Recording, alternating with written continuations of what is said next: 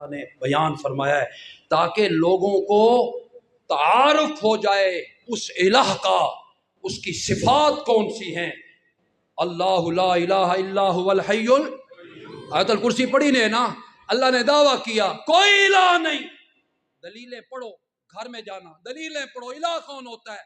جو الحی بھی ہو، القیوم بھی ہو، جس کو اونگ بھی نہ آئے، جس کو نیند بھی نہ آئے، جس کی ملکیت میں آسمان بھی ہوں، زمینیں بھی ہوں، جس کے سامنے کوئی شفاعت بھی زبردستی کرنے والا نہ ہو، اور وہ پہلے پچھلے سارے حالات کو جاننے والا ہو، اس کے علم کا کوئی احاطہ کرنے والا بھی نہ ہو، اور وہ آسمان و زمین کی نگرانی کرنے والا ہو، اس کو الہ بولتے ہیں۔ اور جس میں یہ صفات نہ ہوں وہ الہ۔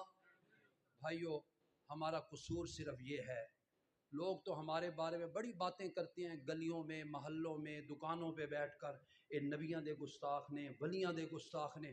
حاشا وکلا، میں باوضو مسجد میں کھڑا ہوں، انبیاء کو مانتے ہیں، اولیاء کو مانتے ہیں، جی کرامات کو مانتے ہیں، معجزات کو مانتے ہیں، امام الانبیاء مانتے ہیں اپنے پیغمبر کو، شفیع المذنبین مانتے ہیں، رحمت للعالمین مانتے ہیں، راحت للعاشقین مانتے ہیں، شافع محشر مانتے ہیں، ساقی کوثر مانتے ہیں، دانائے سبل مانتے ہیں، فخر کل مانتے ہیں، حامل قرآن مانتے ہیں، صاحب قرآن مانتے ہیں، احسن مانتے ہیں، اجمل مانتے ہیں، اکمل مانتے ہیں، اسکا مانتے ہیں، اطیب مانتے ہیں، اعلیٰ مانتے ہیں، اعلیٰ مانتے ہیں، سب کچھ مانتے ہیں، لیکن الہ نہیں مانتے۔ الہ کس کو مانتے ہیں؟ اللہ کو۔ بس یہ عقیدہ بنا لو، ولی کو ولی مانو، ولی کو الہ، نبی کو نبی مانو، نبی کو الہ، علی کو علی مانو، علی کو الہ نہ مانو۔ الہ صرف ایک اللہ کو ماننا چاہیے۔ دعا ہے اللہ پاک عمل کی توفیق عطا فرمائے۔ وما علینا الا البلاغ المبین۔ الحمدللہ رب العالمین والعاقبۃ للمتقین والصلاۃ والسلام علی سید المرسلین۔ یہ ادارۃ التوحید ہے، جس مدرسہ میں توحید و سنت کی تعلیم دی جاتی ہے، اور اس مدرسہ میں آج جو تقریب منعقد ہوئی، جس کی بدولت مجھے بھی آج حاضری کا شرف حاصل ہوا ہے، وہ طلبہ اور وہ طالبات جنہوں نے قرآن پاک کو حفظ کیا، اپنے سینوں میں محفوظ کیا۔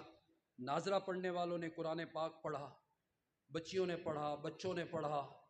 دعا کریں اللہ تبارک و تعالی پڑھانے والوں کی محنت کو، پڑھنے والوں کی محنت کو اللہ قبول اور منظور فرما لے۔ یہ مدارس دینیہ، یقین جانیے یہ جو قرآن و سنت کی خدمت کر رہے ہیں، یہ آپ کے تصور اور خیال سے بھی اونچی بات ہے۔ آپ اپنے دکانداریوں میں، کاروبار میں، ملازمتوں میں مصروف ہوتے ہیں، اور یہ صبح صبح اٹھ کر بچے قرآن پاک کی تعلیم میں لگ جاتے ہیں، پڑھانے والے پڑھانے میں لگ جاتے ہیں۔ تو اس لیے ہمیں چاہیے کہ ہم ان کے ساتھ ہر قسم کا تعاون کریں، دامیں، درہمیں، سخنیں، جس طرح کے بھی آپ سے ہو سکے آپ ان کے ساتھ تعاون کیا کریں، جس مد کے اندر آپ تعاون کرنا چاہیں، تاکہ یہ اسی طرح یہ جو گلستان ہے، یہ جو گلشن ہے، یہ اسی طرح ہرا بھرا رہے، رونقیں لگی رہے۔ اور خصوصاً ان کا لگایا ہوا گلشن بوٹا حضرت مولانا محمد یعقوب صاحب رحمۃ اللہ علیہ، رحمتاً واسعتاً وافرتاً کاملہ، ان کو یہ ایک صدقہ جاریہ کے طور پر چھوڑ کے گئے۔ آج ان کے بچے، بیٹے، آگے ان کی جو اولادیں ہیں وہ اس کی آبیاری کر رہی ہیں۔ تو یہ بہت کم جگہ پہ دیکھنے میں آتا ہے کہ جو ایک پہلے گزر جاتا ہے بڑا، اس کے بعد ان کے جو پیچھے ورثاء ہوتے ہیں وہ حفاظت نہیں کر سکتے۔ لیکن میں آپ لوگوں کا ذوق و شوق دیکھ کر، آپ کی حاضری کو دیکھ کر، اور یہاں پر جس طرح سے بچوں کو پگڑیاں پہنائی گئیں اور اس طرح رونق کو دیکھ کر، میری دعا ہے اللہ پاک اس ادارے کو قیامت کی صبح تک اسی طرح آباد و شاد رکھے، اور جو لوگ اس کے ساتھ تعاون کر رہے ہیں اللہ پاک ان کے تعاون کو قبول فرمائے، جو محنت کر رہے ہیں اللہ پاک ان کی محنتوں کو قبول فرما لے۔